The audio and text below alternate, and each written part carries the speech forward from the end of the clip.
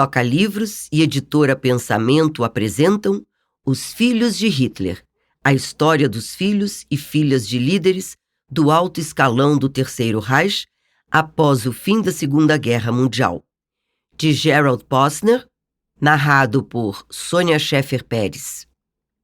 Este audiolivro contém material de apoio que pode consistir em imagens, tabelas ou gráficos. Para acessá-los, basta conferir no site tocalivros.com ou em seu aplicativo da Toca Livros, procurando pelo título no link de busca. O referencial do material é indicado dentro da narrativa para que você possa usufruir melhor. Para todas as vítimas da agressão nazista.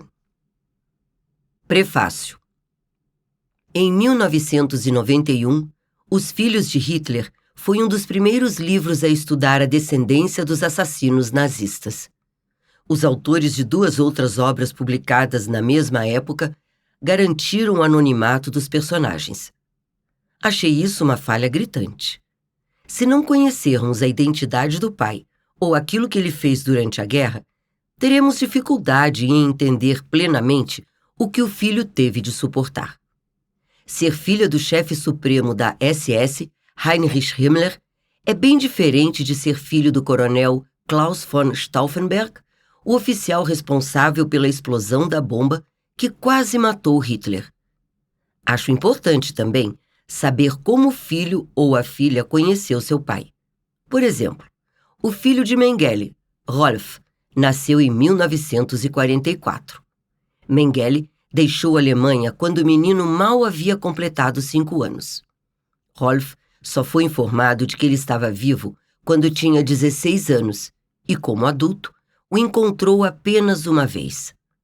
A filha do grande almirante Karl Dönitz, por outro lado, estava na quadra dos 30 anos durante a guerra e era muito próxima do pai, a quem visitava regularmente.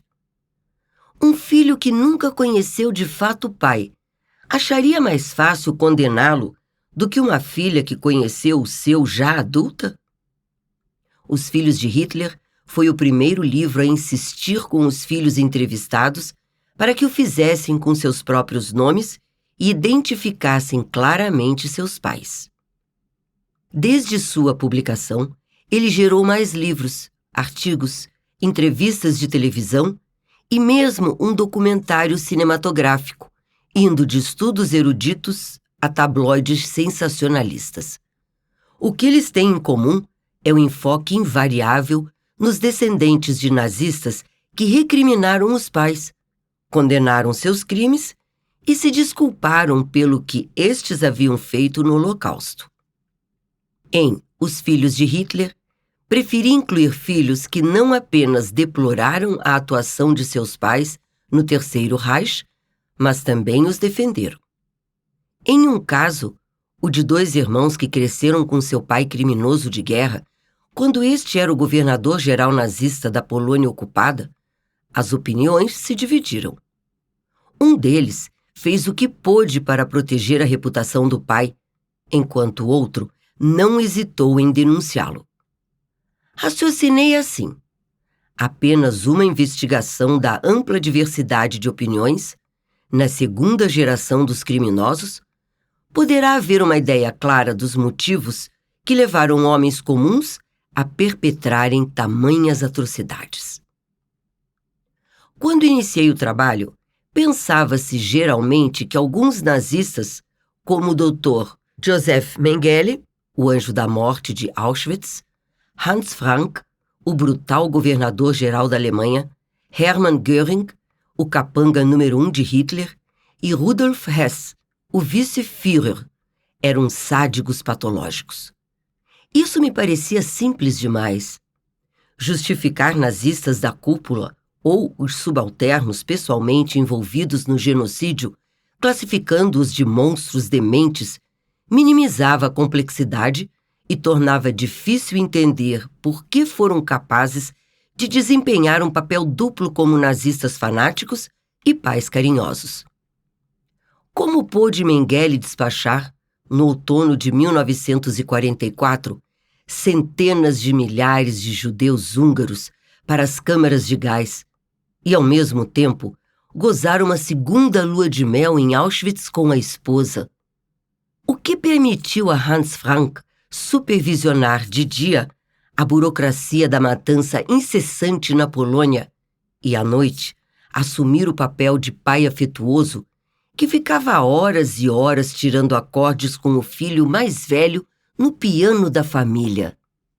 Minha esperança era que um olhar diferente à dinâmica familiar de alguns nazistas de destaque pudesse fornecer pistas capazes de ajudar historiadores e acadêmicos a entender melhor homens que, em alguns casos, se tornaram símbolos de crimes contra a humanidade.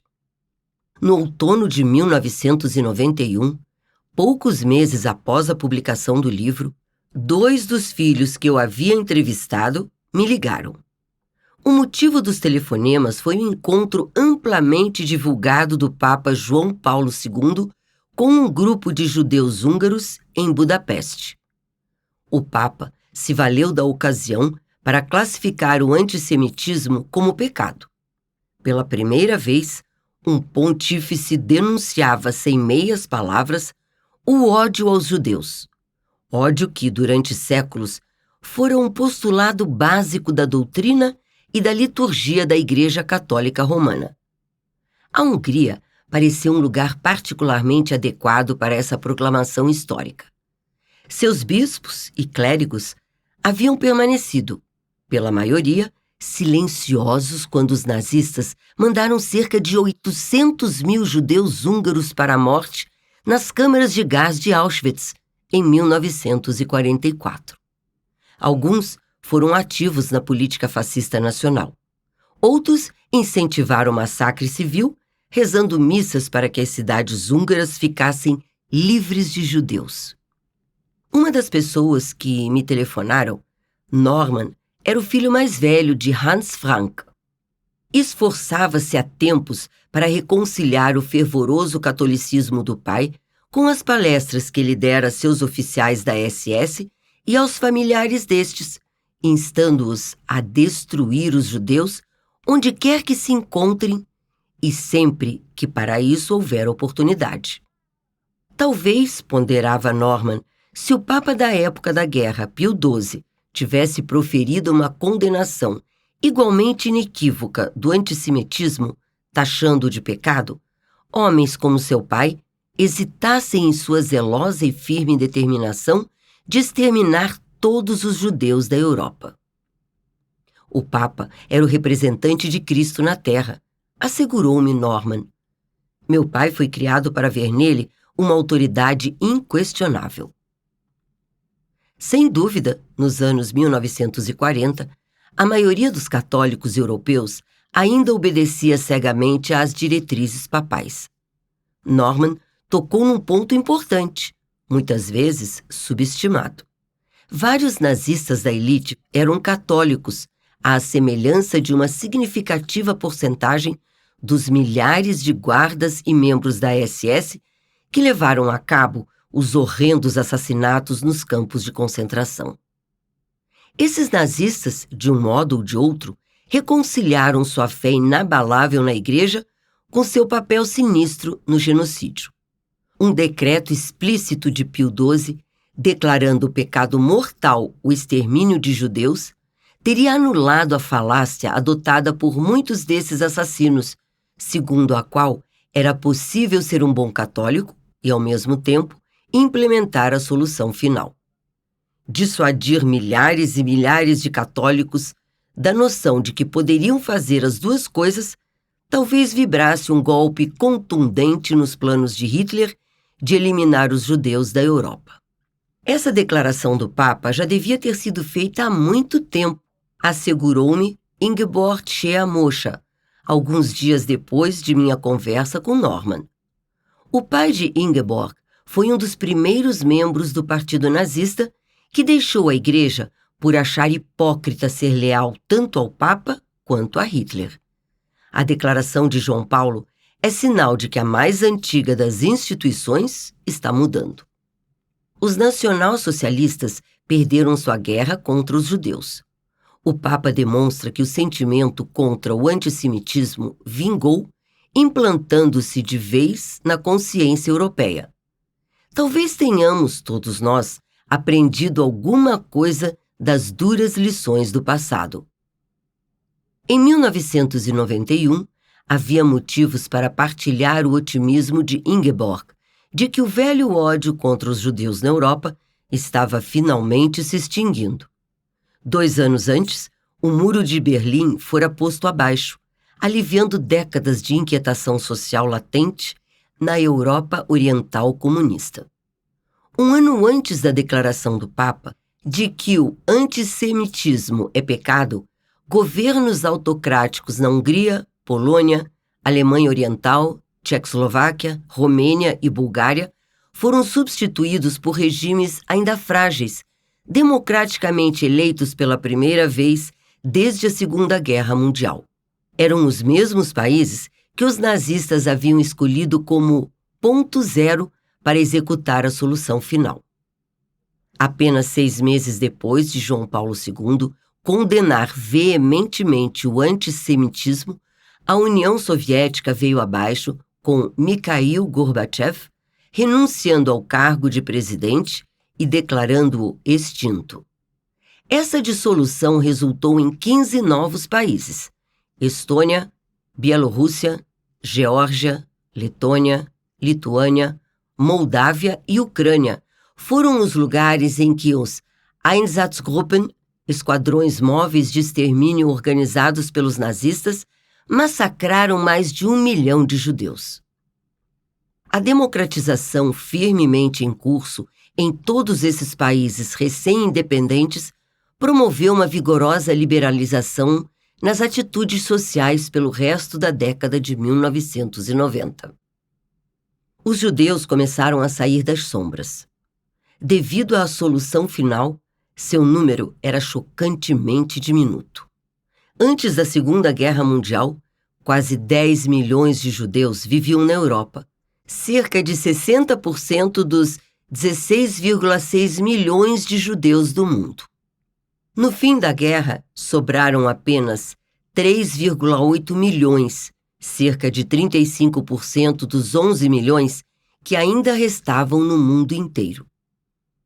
Comunidades instaladas há tempos naqueles que viriam a ser os campos de extermínio da Europa Oriental tinham sido dizimadas.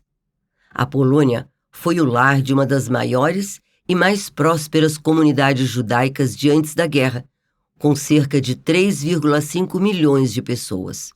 Também foi o local onde se estabeleceram os maiores campos de extermínio: Auschwitz-Birkenau, Sobibor, Belzec, Treblinka e Chelmno. Depois da guerra, somente 45 mil judeus restavam na Polônia. Daqueles que viviam na Tchecoslováquia, 95% desapareceram e os da Hungria ficaram reduzidos a 2/3. Embora seu número não passasse de uma fração do que tinha sido uma geração antes, os judeus da Europa Oriental e da Rússia prosperaram com a reforma do antigo bloco totalitário. Fundaram centenas de escolas e dezenas de periódicos, enquanto destacadas organizações internacionais sionistas e amigos de Israel se estabeleciam em cada país. O fato parece extremamente notável quando se considera que essas nações tinham uma longa e desapiedada história do mais arraigado antissemitismo. Não admira, pois, que até alguns filhos e filhas de nazistas que entrevistei acreditassem numa histórica e permanente mudança no continente com respeito ao antissemitismo. Mas, obviamente, a maioria de nós não percebeu que as próprias forças da liberalização social e econômica, inicialmente favoráveis ao ressurgimento das comunidades judaicas, também deram rédea solta a correntes subterrâneas que, por fim, reacenderiam o sentimento nacionalista de direita até então adormecido. Isso era algo que exigia como combustível o ódio aos judeus. Como tem sido o caso ao longo da história, o novo antissemitismo simplesmente usou os judeus como bodes expiatórios. A novidade foi apenas o motivo pelo qual passaram a ser vilipendiados. O capitalismo, por exemplo, criou vencedores e perdedores. Nos países em que a economia estatal havia banido a empresa privada por 45 anos, a desigualdade financeira logo se tornou uma queixa insidiosa e generalizada. Em 2000, circulavam boatos de que os judeus encabeçavam a lista do pequeno número de milionários surgidos após a queda do comunismo. Eram boatos tão disseminados que pouco importava sua falsidade óbvia. Acreditava-se que fossem verdadeiros, e isso ajudava a alimentar, a reviver o preconceito profundamente enraizado de que os judeus controlavam as finanças internacionais. Não bastasse, para isso, uma falsificação czarista do século XIX. Os Protocolos dos Sábios de Sião, que passava por ser um manual surrupiado de como a cabala sionista dominava o mundo. O problema não era apenas a divulgação de teorias conspiratórias sobre os judeus. O ressurgimento do catolicismo nos países da antiga Cortina de Ferro se chocava cada vez mais com os judeus na questão de reabilitar líderes fascistas do tempo da guerra que haviam se oposto ao comunismo. A Igreja Ortodoxa Russa Renascente voltava a inserir um obsoleto antissemitismo em seus ensinamentos, inclusive o conceito equivocado de que, em segredo, todos os judeus queriam se converter ao cristianismo.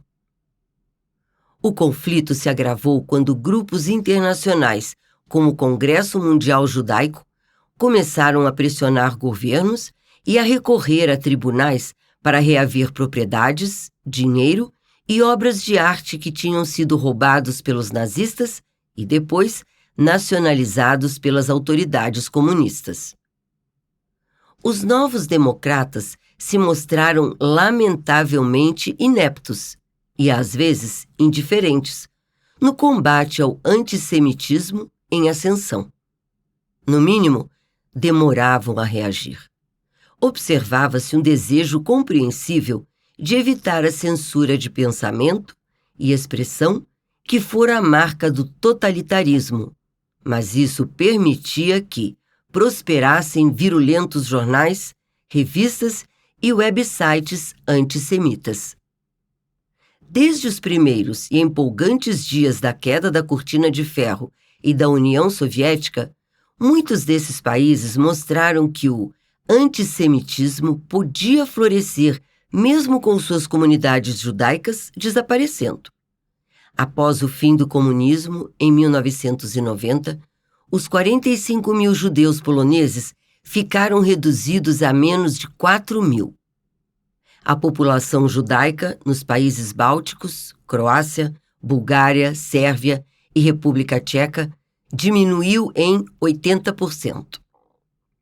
Isso foi, em grande parte, resultado da emigração maciça para Israel e países ocidentais, além da assimilação por casamento.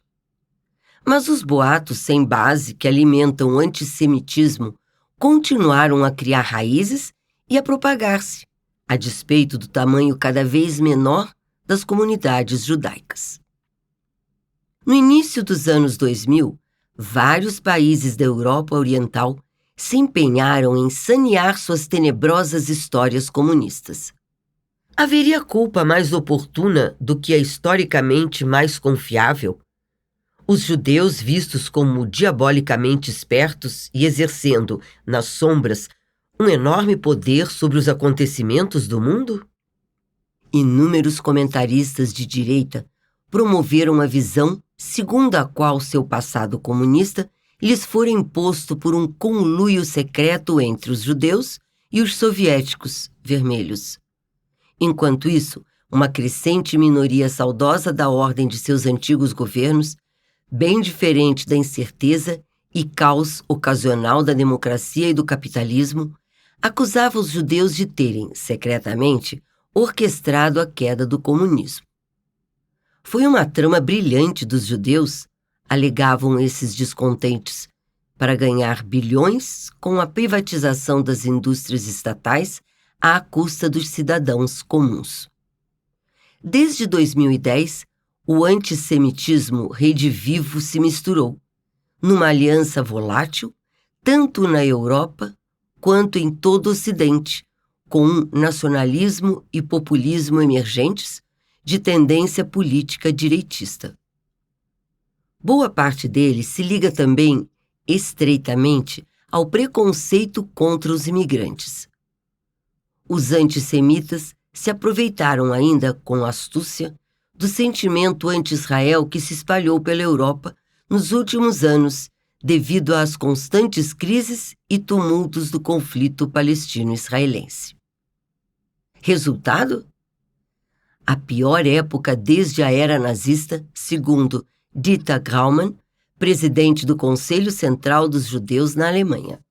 Mas a revivescência do antissemitismo europeu já não se confina aos governos de direita da Europa Oriental. Espalhou-se pelos países ocidentais que sempre gabaram sua tolerância. Houve atentados à bomba contra sinagogas e centros culturais judaicos na França e na Alemanha, agressões a pedestres, vandalismo e grafites antissemitas em restaurantes, escolas, cemitérios e mesmo em alguns dos campos de extermínio dos nazistas. Cenas impressionantes ocorreram durante eventos esportivos e manifestações em que grandes massas entoavam palavras de ódio como morte aos judeus, degolem os judeus e judeus à câmara de gás. A declaração do primeiro-ministro francês em 2014 de que atacar um judeu porque ele é judeu é atacar a França, depredar uma sinagoga ou um mercado kosher é puro antissemitismo e racismo, pouco fez para estancar o surto de violência contra o 500 mil de judeus do país. Essa hostilidade crescente se reflete nas medonhas estatísticas. 7 vezes mais atos antissemitas que nos anos 1990. E embora os judeus constituam menos de 1% da população, 51% de todos os crimes motivados pelo ódio foram cometidos contra eles.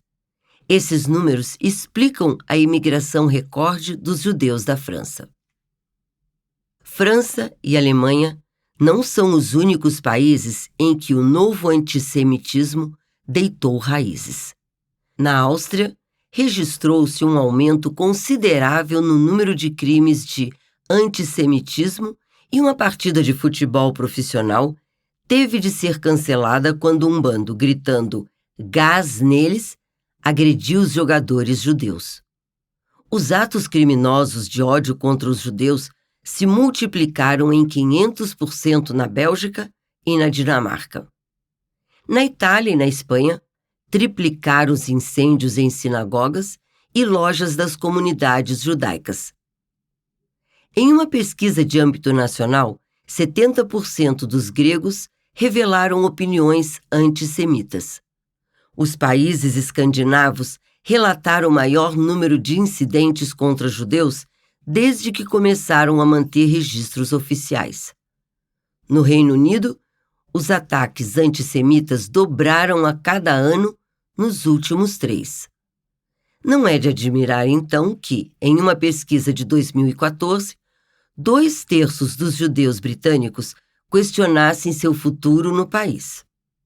Para agravar a crise em todo o continente, temos a incapacidade da polícia e dos governos de estancar a enxurrada de ódio que se infiltra na internet e nas mídias sociais. Os judeus se sentem acossados, é claro. Em 2012 e 2013, a Agência dos Direitos Fundamentais da União Europeia entrevistou alguns deles em 8 países europeus que abrigam 90% da população judaica do continente. 3/4 sentiam que o antissemitismo estava se intensificando em seus próprios países e na Europa inteira. Fato impressionante: 50% foram verbalmente agredidos em público pelo simples fato de serem judeus. Há pouco, viajando pela Alemanha, li que cerca de 14 mil cartas, faxes e e-mails odiosos haviam sido enviados à embaixada israelense em Berlim. Fiquei surpreso ao constatar que poucos eram anônimos e que os remetentes pareciam orgulhosos em revelar seus nomes e endereços. Os novos semeadores de ódio representavam várias camadas da sociedade alemã, de médicos e advogados a professores universitários e mesmo sacerdotes. Acho que voltamos ao passado, confessou-me um jornalista alemão. Hoje, ninguém se envergonha de ser antissemita. Sim, voltamos aos velhos e maus tempos.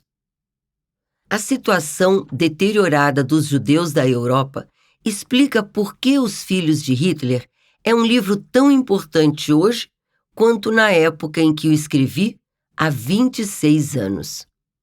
Durante a Segunda Guerra Mundial, os nazistas perfilharam com entusiasmo o antissemitismo, mais mortalmente lógico e sem barreiras. Seu ressurgimento na Europa ocorreu, em parte, porque as lições do Holocausto foram esquecidas e as novas gerações estão ansiosas para se livrar da culpa. As histórias neste livro, pelos olhos de filhos de nazistas, são uma tentativa de mostrar as tristes consequências de se permitir que o antissemitismo floresça impunemente. Estamos aceitando isso por nossa própria conta e risco. Gerald Posner, Miami, abril de 2017. Capítulo 1. Cai a barreira do silêncio. Numa tarde sufocante de junho de 1985, dezenas de jornalistas se acotovelavam em um pequeno cemitério poeirento na cidade de Imbu, Brasil. Foram atraídos por persistentes boatos, durante a manhã, de que a Polícia Federal havia descoberto o túmulo do ardiloso fugitivo nazista, o Dr. Joseph Mengele, de Auschwitz. O delegado Romeu Tuma, um cinquentão robusto, se agitava em meio aos jazigos. Trajando um terno preto elegante, gritava ordens em português e passava nervosamente as mãos pelos cabelos oleosos, enquanto tentava orientar os policiais e os médicos legistas confusos. De repente, um dos 3 coveiros bateu na tampa de um caixão de madeira com sua enxada. Tuma correu para a borda do túmulo. A multidão se aproximou, atenta. O delegado ordenou que a tampa fosse removida. Jornalistas e curiosos se comprimiam em volta num círculo apertado. Viram então lá dentro ossos e frangalhos de roupa cor de lama. Um patologista forense inclinou para a cova e tirou do caixão um crânio arruinado. Quando ergueu para que os jornalistas o fotografassem, Tuma parecia confiante. É o anjo da morte, murmurou, olhando para as câmeras que seguiam o movimento da caveira. Dias depois, a 8.000 quilômetros dali, em Munique, um homem alto e de boa aparência, há pouco entrado na quadra dos 40, dirigiu-se ao moderno prédio de escritórios da Bunte, uma revista semanal de moda e celebridades. O homem vestia um terno cinza escuro, trespassado, e carregava uma maleta preta grossa. Dentro dela estavam cerca de 5.000 páginas de diários e cartas particulares escritas pelo nazista mais procurado do mundo, Joseph Mengele. O homem que carregava esses papéis não tinha a menor dúvida quanto à sua autenticidade e nenhum receio de confiá-los à Bunte para publicação. Era o único filho de Mengele, Rolf, disposto a encerrar de vez o caso de seu pai desaparecido. Chegara a hora de informar o público. A Bunte sabia que, se os documentos de Mengele fossem autênticos, ela daria um grande furo. No entanto, 2 anos antes, sua concorrente Stern havia perdido milhões ao ser enganada por pretensos diários de guerra de Hitler. A Bund não iria correr riscos. Seus editores montaram uma equipe de 6 membros para avaliar a autenticidade histórica dos escritos de Mengele. O FBI e o Serviço de Inteligência da Alemanha Ocidental testaram cientificamente o papel, a tinta e a caligrafia. A Bund enviou um representante ao Brasil, onde eu era consultor no caso Mengele, para a ABC News, e pediu que me juntasse ao grupo. Interrompi minha investigação na América do Sul e voei para Munique. 4 historiadores do Terceiro Reich, de prestígio internacional, também estavam lá. Embora eu fosse o único não PhD do grupo, compensei a falha levando o maior arquivo privado, então conhecido, de documentos de Mengele, cerca de 25.000 páginas. Durante 2 semanas, examinamos a fundo cada trecho dos escritos do fugitivo. Mais importante ainda, tivemos acesso a um membro da família Mengele, seu filho Rolf. Ele, sentado à mesa diante de nós, respondia pacientemente a centenas de perguntas sobre seu pai. Foi meu primeiro contato com o filho de um assassino nazista. A princípio, certo de que seus sentimentos eram os mesmos de qualquer filho pelo pai, Rolf pensou que não tinha nada a dizer sobre o dele. Mas logo ficou claro que subestimara a profundidade de suas emoções por aquele que o havia abandonado aos 4 anos de idade e o recriminou depois, por muito tempo, de seus esconderijos sul-americanos. Ao longo de inúmeras discussões bem francas, os complexos sentimentos de Rolf Mengele passaram da crítica e condenação a uma firme lealdade familiar que acabou por impeli-lo a proteger o pai dos caçadores de nazistas. Fiquei surpreso ao descobrir um jovem profissional que vivia atormentado pelo passado do pai. As tentativas de Rolf de se acomodar a uma herança que não escolhera, bem como seus esforços para entender o que levara o pai a tamanha selvageria e crueldade, consumiram boa parte de sua vida.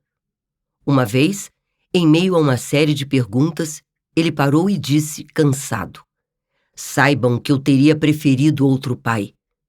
Depois de avaliar a extensão do conflito de Rolf Mengele, percebi que não era fácil ser condenado pelo resto da vida como filho de um criminoso de guerra nazista. Na Alemanha Ocidental do pós-guerra, com seu milagre econômico dos anos 1950 e 1960, os nazistas eram um passado tenebroso que seria melhor esquecer. Filhos como Rolf Mengele tinham de se haver sozinhos com as ações de seus pais, sem a ajuda da sociedade alemã. As conversas naquele mês de junho despertaram minha curiosidade sobre se outros filhos de nazistas proeminentes tinham os mesmos sentimentos que o de Mengele. A postura de Rolf fora afetada pelo fato de seu pai tê-lo abandonado e ser um fugitivo? Alguns dos filhos repeliriam as críticas e, em vez disso, adotariam as crenças odiosas de seus pais? Eu sabia que vários livros haviam estudado filhos de sobreviventes de campos de concentração, mas, na época, ignorava qualquer tentativa de estudar filhos de carrascos. Como esses filhos viam o papel de seus pais em crimes contra a humanidade? Sem dúvida, as respostas só poderiam ser encontradas caso eu localizasse um grupo de filhos sobreviventes de nazistas de destaque e os persuadisse a falar com franqueza. Minha primeira tarefa era, pois, encontrar os filhos. Informações pedidas aos arquivos do governo alemão e a promotorias foram negadas por causa de suas rigorosas leis de privacidade. O governo americano e a Interpol não ajudaram. Caçadores de nazistas como Simon Wiesenthal sabiam muita coisa sobre os criminosos, em especial sobre os fugitivos ainda à solta, mas praticamente nada sobre seus filhos. Fui ao Centro de Documentação de Berlim, o maior acervo de arquivos nazistas do mundo, que preserva mais de 50 milhões de páginas, incluindo os papéis pessoais originais de todos os membros do Partido Nazista e da SS. Esses arquivos revelavam apenas se alguém tinha filhos na época em que se juntou ao partido, não se eles ainda estavam vivos, e muito menos onde podiam estar e sob quais nomes. Quase todos os pedidos a repórteres ou revistas, jornais e emissoras de televisão ficaram sem resposta ou foram polidamente respondidos com as palavras "sentimos muito, mas não podemos ajudá-lo" numa carta formal. Mais frustrante ainda, pessoas que poderiam ter informações úteis não queriam de modo algum ajudar. Wolfgang Loede, o aventureiro que descobriu no lago Toplitz, Áustria, os milhões de libras inglesas falsificadas pelo Terceiro Reich, viajara pelo mundo conversando com antigos nazistas. Jamais respondeu às minhas cartas. Johann von Lang, famoso repórter da Stern, que escrevera livros sobre nazistas proeminentes e liderara, em 1965, em Berlim, a busca dos restos mortais de Martin Bormann, a princípio ignorou meus pedidos, mas estes se tornaram tão insistentes que ele por fim respondeu, alegando não saber nada e recusando toda e qualquer assistência. Tentei até conseguir a ajuda de Gerd Heidermann, o ex-repórter da Stern, preso por cumplicidade na fraude dos diários de Hitler. Embora ele estivesse desacreditado como jornalista sério, não havia dúvida de que, fascinado pelos nazistas, mantivera contato com um seleto grupo de ex-oficiais e seus filhos. Chegara a comprar o iate do comandante da Luftwaffe, Hermann Göring, o Karenz II. E antes de ser desmascarado na farsa dos diários, deu nesse iate festas esplêndidas para antigos nazistas. Finalmente respondeu, por intermédio de seu filho, que não queria mais saber daquela droga de nazismo e também se recusou a ajudar. Por fim, iniciei uma demorada pesquisa nos arquivos nacionais americanos. Muitas viúvas de criminosos de guerra ficaram detidas em campos aliados por vários meses após o conflito. Uma vez libertadas, precisaram registrar suas residências junto às forças de ocupação. Os arquivos não estavam bem organizados, mas continham pistas do paradeiro dos filhos que eu queria localizar. O único problema era que a informação datava de quase 45 anos atrás. Entretanto, quando voltei à Alemanha Ocidental, os dados dos arquivos se revelaram inestimáveis. Em alguns casos, os filhos continuavam morando na mesma cidade e eu os encontrei discando todos os números correspondentes aos nomes de família que constavam da lista telefônica. Às vezes, um vizinho se lembrava das pessoas e sabia para onde tinham se mudado. Indo para lá, eu ficava um passo mais perto. Quase sempre a informação não levava a lugar nenhum, mas uma pesquisa metódica me proporcionou, por fim, uma lista de endereços de mais ou menos 30 filhos de nazistas proeminentes, vivendo, a maioria na Alemanha, alguns na Áustria e um no Brasil. Nem é preciso dizer, guardei essa lista como se fosse ouro. Agora, eu precisava convencer alguns desses 30 filhos a falar francamente sobre seus pais. Receava que muitos houvessem adotado um não padronizado a pedidos de entrevistas. Nesse caso, eu precisaria, de algum modo, persuadi-los de que meu projeto era diferente do que eles haviam rejeitado e mais merecedor de atenção. O primeiro obstáculo que encontrei foi cultural. Nos Estados Unidos, programas e livros de depoimento são comuns. Não é raro ligar a televisão no período da tarde e ver filhos de assassinos em série ou de alcoólicos contando tudo sobre sua infância e seus pais. Essa franqueza, porém, é mal vista na maioria dos países europeus. Mais de 40 anos haviam se passado desde o fim da guerra. Todos os filhos tinham vidas novas e alguns nomes diferentes. Muitos preferiam esquecer o que acontecera. Agora um americano, compatriota dos responsáveis por julgar e, em alguns casos, executar seus pais, procurava-os para lhes pedir que revelassem detalhes pessoais íntimos sobre os sentenciados, com a intenção de publicá-los. Essas circunstâncias garantiam que algumas portas me seriam batidas na cara. O segundo obstáculo que reduziu o número de filhos dispostos a dar entrevista foi minha condição de que ninguém permanecesse anônimo. Como insisti em nomes reais, muitos dos contatados não quiseram cooperar. O comportamento da filha de Heinrich Himmler foi típico de um pequeno grupo que ignorou por completo minhas cartas e chamadas telefônicas. Envolvida, ao que se dizia, em atividades neonazistas, essa mulher sequer deu ouvidos aos esforços de um professor alemão, amigo de seu marido. Temo que ela leve suas lembranças para o túmulo, disse-me o professor quando seu último apelo fracassou. Alguns me rechaçaram com uma linguagem taxativa. Outros não quiseram ser entrevistados, mas acenaram com breves lampejos de seus sentimentos em relação aos pais. A filha de Arthur Seyss-Inquart, comissário do Reich para os Países Baixos e executado em Nuremberg, escreveu uma série de cartas reveladoras sobre nosso amado pai, um idealista muitas vezes incompreendido. Era um patriota alemão que só queria o melhor para o seu país. Nós amávamos nosso pai e seu idealismo.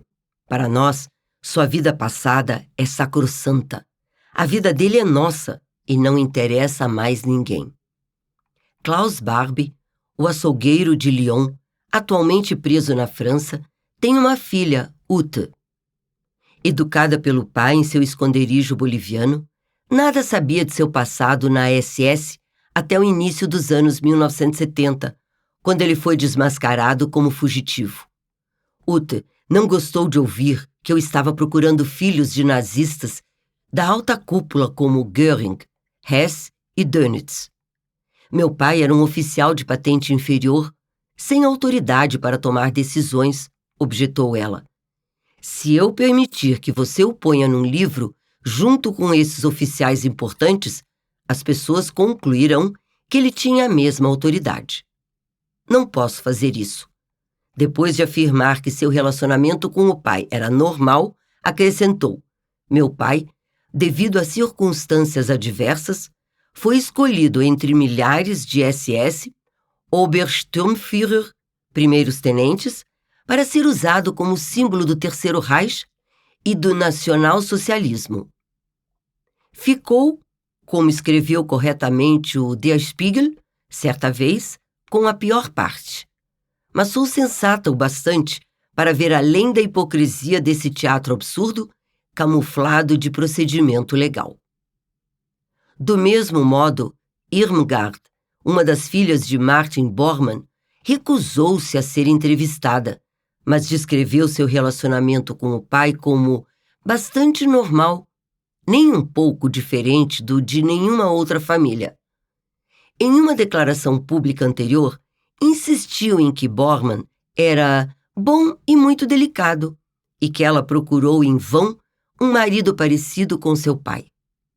Este, ela está convencida, simplesmente tentou pôr em prática o que pensava ser o desejo de Hitler. Não o julgo, porque todo julgamento é relativo. De maneira bastante compreensível, os interessados no projeto pediram para falar comigo antes de tomar a decisão final. Procurei abordar os filhos com muito tato, perguntando, por exemplo, como foi para eles crescer numa família nazista. Mas, mesmo nesta etapa tardia, alguns resolveram não participar. Um deles era o Dr. Karl Adolf Brandt, único filho do médico particular de Hitler, executado no julgamento dos doutores após a guerra. o Dr. Brandt permitiu que eu ficasse 2 dias em sua casa, com sua esposa e 2 de seus 3 filhos adultos. Mostrou-me cartas e diários inéditos do pai, escritos na prisão, bem como fotografias particulares do tempo da guerra, onde ele aparecia ao lado de Hitler. Embora o Dr. Brandt seja coerente e orgulhoso do pai, no fim se esquivou da entrevista por um motivo que não me havia ocorrido. Não quero entrar num livro onde minha única conexão com as outras pessoas entrevistadas é o fato de nossos pais terem tido um relacionamento mais ou menos próximo com Hitler, explicou ele quando nos despedimos. Houve quem cooperasse, mas com relutância. Assim, a informação de Eda, a única filha de Hermann Göring, é limitada. Na primeira carta, ela garantiu que só tinha boas lembranças do pai e, por isso, daria entrevista. Contudo, desejava saber mais detalhes, inclusive quanto ganharia. Quando eu lhe disse que jamais pagava por informações, ela respondeu dizendo que um acidente não lhe permitiria se encontrar comigo em minha próxima viagem a Munique. Insisti num encontro. Ela, de má vontade, marcou uma data. Apesar de sua hesitação inicial, finalmente conversamos por várias horas, com Eda discorrendo sobre seus sentimentos pelo pai.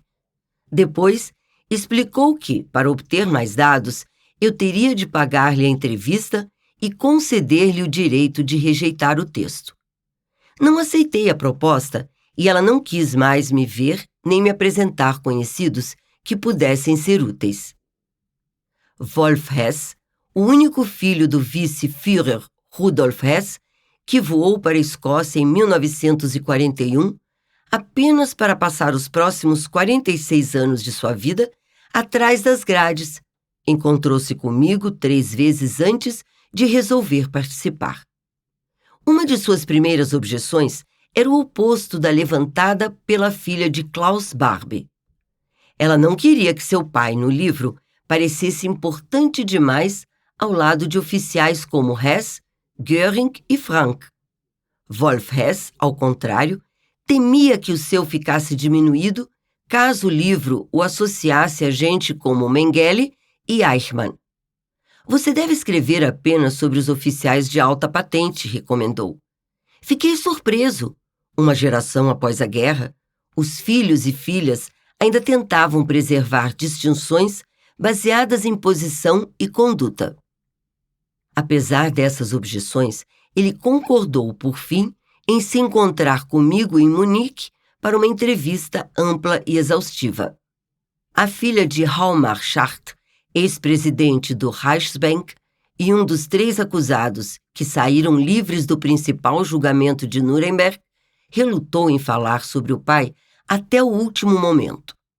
Ignorara todos os pedidos anteriores de entrevista e ainda hesitava mesmo depois de se encontrar comigo. Só nos últimos dias de minha viagem final de pesquisa à Alemanha é que ela concordou em discorrer abertamente sobre o pai. Além de Hess, Mengele, Schacht e Göring, os outros que por fim concordaram em falar foram 2 filhos do governador-geral da Polônia, Hans Frank, a filha do grande almirante Karl Dönitz, o filho de Karl Sauer, primeiro assistente de Albert Speer e diretor técnico do Ministério dos Armamentos, e o filho do coronel Klaus von Stauffenberg, o jovem oficial responsável pela explosão da maleta-bomba que quase matou Hitler em 20 de julho de 1944. Além desses filhos de figuras notórias do tempo da guerra, há 2 casos em que os pais são praticamente desconhecidos, mas cujas histórias, contadas pelas filhas, me pareceram muito convincentes. Essas pessoas, é claro, não foram selecionadas, são apenas aquelas que decidiram gravar suas declarações. Mas ainda assim, continuam sendo um grupo representativo do Terceiro Reich dos mais interessantes. Entre seus pais, contam-se 5 grandes arquitetos do nazismo, todos réus no principal julgamento de Nuremberg. 2 deles, Göring e Frank, foram sentenciados à forca. Hess, teve o veredicto de prisão perpétua e morreu em 1987 na penitenciária de Spandau. Outro, Dönitz, foi condenado a 10 anos e libertado em 1956. E o último, Schardt, saiu livre. Quanto aos pais dos outros filhos, Stauffenberg, foi executado por ordem de Hitler durante a guerra. Mengele, permaneceu fugitivo até sua morte em 1979 no Brasil. Drexel, foi acusado em 1975 de assassinato. E 2, Saur e Moschar, embora nazistas fanáticos, jamais se viram acusados de quaisquer crimes. As lembranças do tempo da guerra, que muitas vezes assombram os filhos e filhas de nazistas da alta cúpula, são indicadores eloquentes de que os crimes de Hitler fizeram inúmeras vítimas.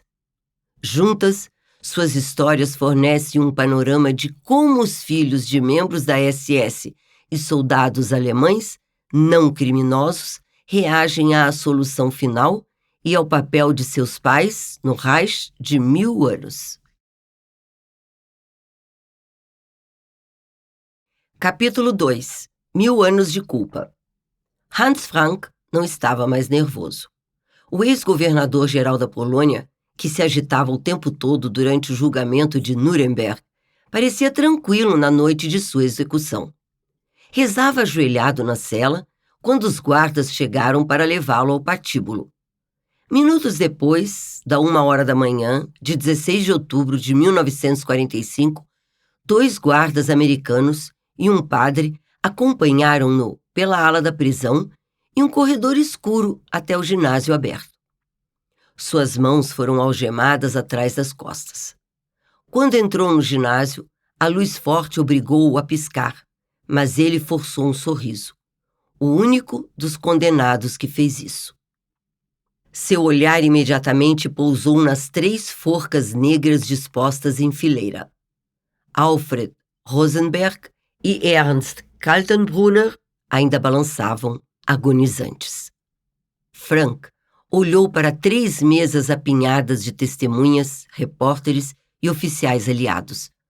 Respirou fundo o ar denso, saturado de fumaça de cigarro e cheiro de café. Em seguida, subiu rapidamente os 13 degraus. Um tenente-coronel perguntou-lhe seu nome, enquanto ele era levado para a forca do meio, onde o aguardavam o carrasco oficial do exército americano e 2 voluntários. Eles substituíram as algemas por cordões de sapato pretos e pediram a Frank que pronunciasse suas últimas palavras. Frank seguiu a orientação do padre. Peço a Deus que acolha minha alma. Possa o Senhor me receber misericordiosamente.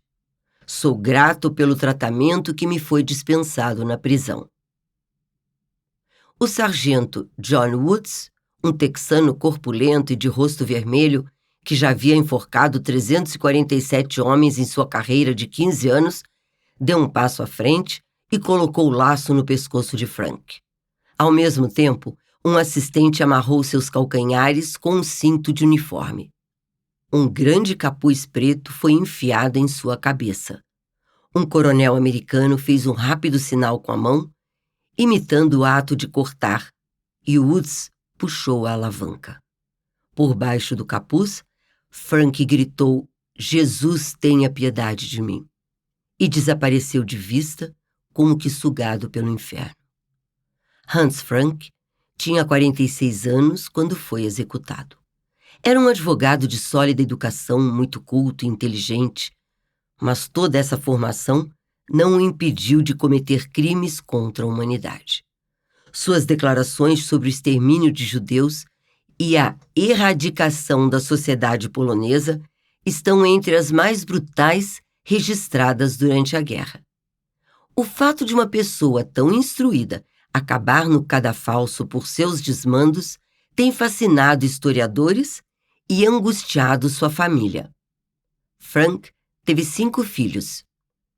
Sigrid, a mais velha, vive com o nome de casada na África do Sul. Brigitte, a terceira, morreu em 1981, aos 46 anos de idade. Sofria de câncer, mas a família suspeita de suicídio. Sempre afirmou não pretender viver mais que o pai. Michael, o irmão do meio, é o que mais defende o pai, achando que muitos dos crimes nazistas são um exagero. Entrevistei os dois irmãos sobreviventes em separado. Nossas conversas foram demoradas e de longo alcance. Niklas Frank, o mais novo, nasceu a 9 de março de 1939. Embora sociável e cordial, tem uma opinião muito severa do pai. Eu o odeio, afirma. Você não imagina quanto. Em 1987, Niklas publicou um livro sobre Frank. Der Vater. Eine Abrechnung. Meu pai, um acerto de contas. Despertou uma torrente de críticas na Alemanha por causa da incontrolável antipatia que mostrou ter pelo pai. Entre outros adjetivos, chamou-o de sujeitinho fraco, vaidoso e sem caráter, um fantoche covarde, um hipócrita e louco nojento, um assassino. Além de aventar que Frank talvez fosse um homossexual enrustido, Niklas o descreveu como puxa-saco patético, desmiolado e imbecil. O livro era sem dúvida altamente emocional e o estilo implacável de Niklas aumentou o tom da crítica. Ele fantasiou seu pai em cenas de sexo com Hitler, relatou sonhos onanistas sobre a execução de Frank e descreveu vividamente imagens horrendas de seus pais no inferno. Detesta a mãe, tanto quanto o pai, exceto pelo fato de ela não ser tão efeminada quanto ele. De todos os filhos que entrevistei, Niklas é o único que verdadeiramente despreza os pais.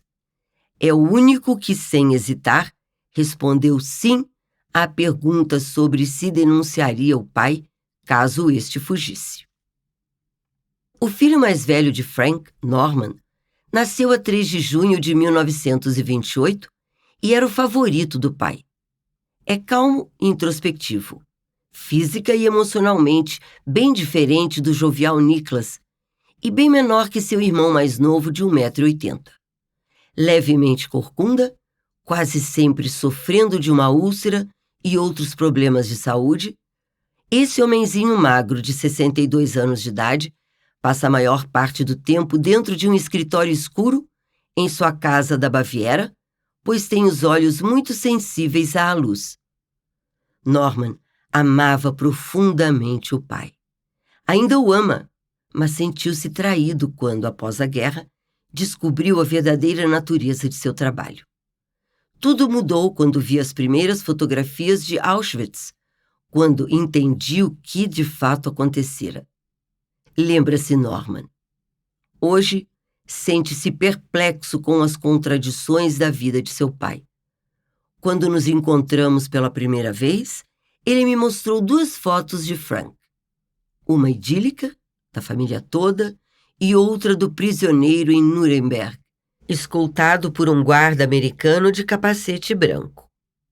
Essas 2 fotos representam o conflito básico de Norman, o contraste entre um pai amoroso e respeitado e um criminoso de guerra. Norman vive atormentado por sua herança. Ele muitas vezes chora pelo pai, diz a esposa, Elisabeth. Hans Frank arruinou sua vida. Norman acha que não tem o direito de ser feliz depois do que ele fez. Penso nele todos os dias, confessa Norman, mas jamais conseguiria escrever um livro como o de Niklas. Fico feliz por ele tê-lo feito. Eu, porém, julgo meu pai de maneira diferente. Esses irmãos díspares partilham a mesma herança. O pai, Hans Frank, segundo de 3 filhos, nasceu em uma família católica de classe média a 23 de maio de 1900, em Karlsruhe. O pai dele era um advogado expulso da ordem, fracote e mulherengo, conta Norman. Enganador, corrige Nicholas.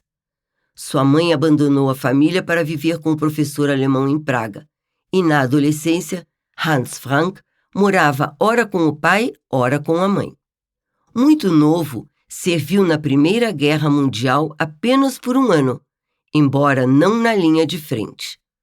Em 1919, estudante universitário em Munique, juntou-se ao Deutsche Arbeiterpartei, Partido Alemão dos Trabalhadores, de direita, e quando o grupo se fundiu com o Partido Nazista em 1923, tornou-se automaticamente um soldado das tropas de assalto. Seu diário da época mostra-o obcecado pela cultura alemã, certo de que a ciência, a literatura e a música de seu país eram superiores a todas as outras. Nacionalista raivoso, vivia discutindo sobre a decadência da civilização ocidental e a necessidade de uma Alemanha forte. Por essa época, Frank conheceu sua esposa, Brigitte, uma datilógrafa no parlamento do estado bávaro, 5 anos mais velha que ele.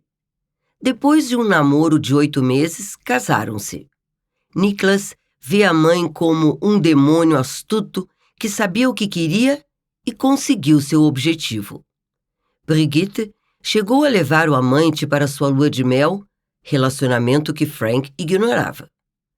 Ele era filho de um armador muito rico de Hamburgo. Há fotografias de Brigitte com o amante durante a lua de mel, tiradas por Frank, um babaca covarde, segundo Nicholas. Norman, ao contrário do irmão, não acha que ela fosse uma mãe manipuladora. Com o passar do tempo, amo-a cada vez mais, afirma. Ela podia saber o que queria, mas se esforçou para consegui-lo. Era muito forte, de longe, a personalidade mais forte do casal. Meu pai a temia, mas ela não tinha medo algum dele. Frank, que enfrentou um amargo processo de divórcio durante a guerra, escreveu uma carta sobre a esposa quando estava preso em Nuremberg. Na carta, endereçada à sua mãe, afirmou que só se casara com Brigitte por causa de uma intoxicação erótica e que, desde aquele momento, vivera em escravidão mental. A carta, por engano, foi enviada a Brigitte.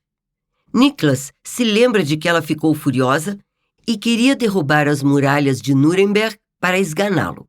Sixtus O'Connor, o padre católico da prisão, contou mais tarde a Nicholas. Mesmo na prisão, ele ainda temia sua mãe. Mas, no final dos anos 1920, a crise do casamento ainda não era evidente. Frank vivia para a carreira. Em 1927, 1 ano depois de começar a trabalhar nos tribunais alemães, viu um anúncio no jornal nazista que procurava um advogado para defender membros do partido. Aceitou o caso e conseguiu para os réus sentenças brandas. Isso lhe garantiu mais trabalho como defensor de nazistas. Um tagarela nojento, no dizer de Nicholas. Frank defendeu centenas de nazistas, pela maioria, acusados de espancar rivais comunistas. Em um caso, convocou Hitler como testemunha. O futuro Führer ficou impressionado com a oratória persuasiva de Frank, apenas comprometida em parte por sua voz um tanto esganiçada.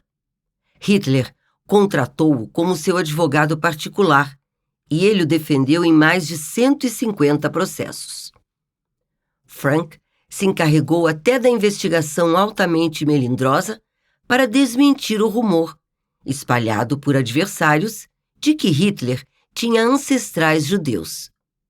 Nicholas diz: meu pai se mostrou até o fim ridiculamente orgulhoso dessas realizações jurídicas. Frank foi recompensado por seu trabalho leal nos tribunais com rápidas promoções. Em 1930, era Reichsleiter, líder do Partido Nazista. Em 3 anos, depois que Hitler se tornou chanceler, Obteve vários cargos importantes, inclusive os de presidente da Academia de Justiça Alemã, que ele fundou, e da Câmara Internacional de Direito, além de ser designado ministro da Justiça da Baviera. Durante esse período de crescente progresso profissional, os Frank iniciaram uma família. Em 1927, nasceu sua primeira filha, Sigrid. Norman chegou no ano seguinte. Suas primeiras lembranças são de 1932, quando ele tinha 4 anos, e os nazistas se tornaram o maior partido no parlamento alemão. Minha recordação mais antiga da família é a de ter tido apenas mãe, conta ele. Meu pai vivia ocupado e, mais tarde, aprendi que aquela foi uma época de muita disputa política. Nossa casa era, sem dúvida, de classe média alta, bem grande, com cômodos espaçosos e belamente decorados. Tanto minha irmã quanto eu tínhamos babás, mas não me lembro delas. Só me lembro de minha mãe. Norman foi para a escola em Munique em 1934, com 6 anos de idade. Esse ano se revelou crucial para seu pai. Em junho, Hitler decidiu expurgar a liderança da SA, uma organização de 2,5 milhões de paramilitares. Mandou prender Ernst Röhm, seu velho amigo e colaborador, e centenas de outros oficiais da SA. A 30 de junho, Hitler voou de Bonn para Munique, a fim de supervisionar a captura de Röhm. Todos os líderes da SA foram mandados para a prisão Stadelheim, em Munique, na jurisdição de Frank. Norman, com 6 anos de idade, lembra-se do dia. Eu estava no Mercedes com meu pai e o motorista, por ocasião da Noite das Facas Longas, nome dado ao expurgo da SA, numa estrada perto de Munique. Hitler se aproximou do carro, pôs a cabeça para dentro da janela e conversou com meu pai. As coisas esquentaram 2 dias depois, quando Hitler enviou soldados da SS à prisão de Stadelheim para executar sumariamente alguns líderes da SA, embora eles não houvessem sido acusados de nada. Inquieto, Frank ligou para Hitler e depois para Hess. Como ministro da Justiça em sua jurisdição, Frank não concordava com algumas sentenças proferidas sem julgamento. Hitler não quis ouvir nenhuma queixa. Gritou para Frank que os prisioneiros só estavam em Stadelheim porque não há outro lugar seguro para colocá-los. Considere-os apenas como seus hóspedes.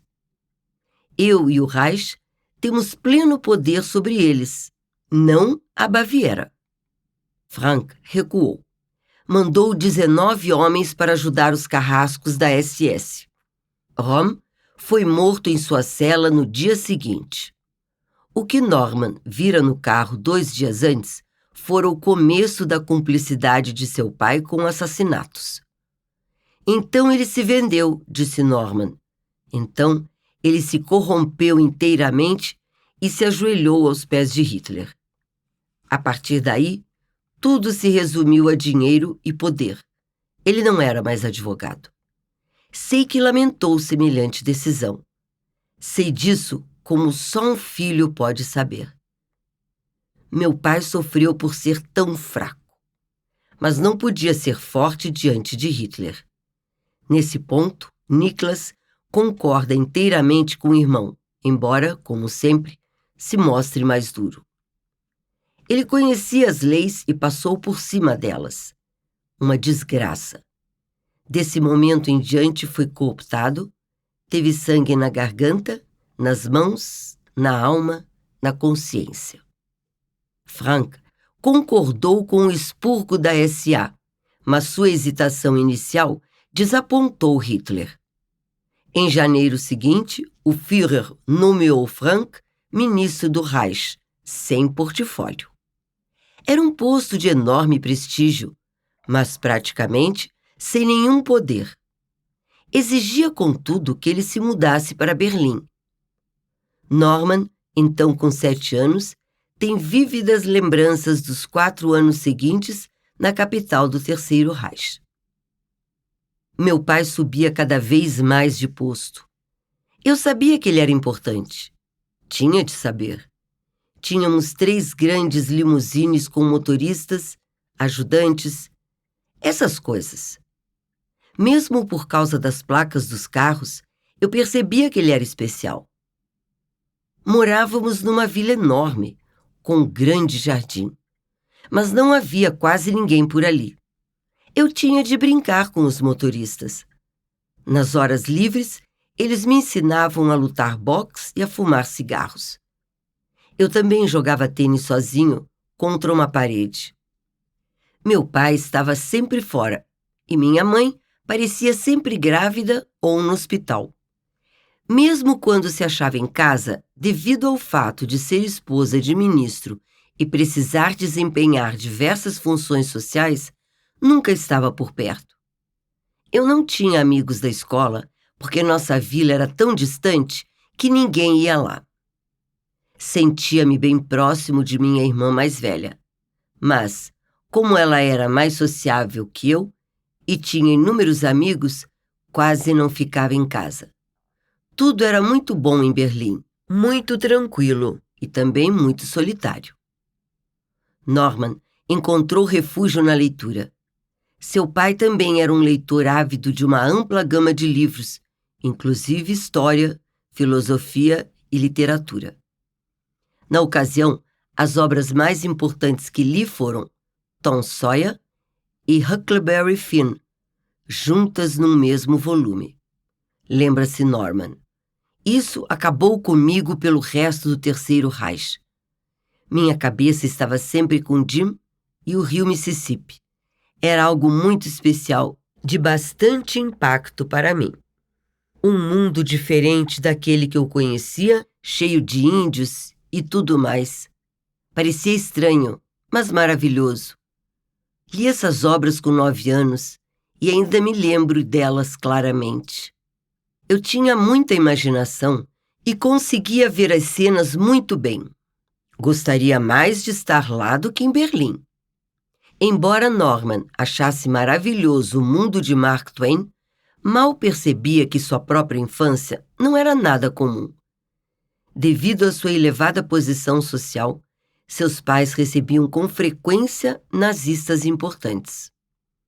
Norman conheceu Goebbels no Ministério da Propaganda, Göring no Carnaval de Munique e Himmler em Munique. Mussolini, amigo íntimo de Frank, visitou sua casa em Berlim. Mussolini foi o único de quem não gostei. Todos os outros se mostraram afetuosos para comigo. Göring me pareceu muito inteligente, muito esperto. Mas aquelas reuniões me aborreciam. Na verdade, eu as detestava. Corria o risco de derrubar meu chocolate quente ou fazer alguma tolice semelhante. Mandavam que eu ficasse quieto, empertigado, cheio de boas maneiras. E eu sempre temia cometer algum deslize. Naquelas noitadas, com 60 ou mais convidados, eu devia ficar em posição de sentido e dar as boas-vindas a todos. Situação terrível. Meu desejo era fugir para a cozinha e esconder-me junto aos empregados. Eu era uma pessoa muito privada numa casa muito pública. Norman ainda lamenta a ocasião em que foi escolhido para oferecer um buquê de flores a Mussolini em sua chegada à estação ferroviária. Centenas de dignitários do partido esperavam o Dus e Norman se sentia aterrorizado à ideia de cometer algum engano que desgraçasse tanto a ele quanto ao pai. Eu disse à minha mãe que preferia comer pêssegos podres a dar flores a Mussolini, lembra Norman. A mãe então o isentou daquela honra duvidosa. No pouco tempo em que conviveu com os pais, Norman formou opiniões firmes sobre eles. Ambos eram temperamentais, mas se controlavam e raramente brigavam na sua frente. Havia pouco afeto ou religião na casa. Meu pai era muito inteligente, muito espirituoso e mais culto que minha mãe.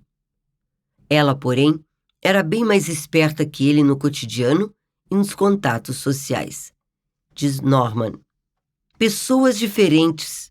Ele, advogado, pianista, escritor, entendido em arte, tocava música clássica no piano ou órgão durante horas, todos os dias. Se ouvia uma música uma vez, reproduzia-a depois. Meu pai não era um sonhador. Era muito pragmático e lembro-me de que, desde o começo, falava sobre política na mesa de jantar e, requieto, dizia coisas que deveria guardar para si mesmo. Sempre achei que ele nunca se convenceu de que os alemães pudessem ganhar a guerra. Já no início, tinha suas dúvidas.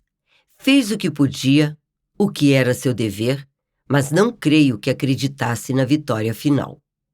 Entretanto, Norman é o único membro da família que percebeu alguma dúvida inicial em seu pai. Colegas de Frank em Berlim afirmam que ele trabalhava com afinco e era muito dedicado ao nacional-socialismo. Mostrava-se um adepto submisso de Hitler. Durante os Jogos Olímpicos de 1936, Hans Frank e Norman compareceram às cerimônias de abertura. Mas Frank vivia ocupado e um ajudante é que levou o garoto de 8 anos aos jogos restantes.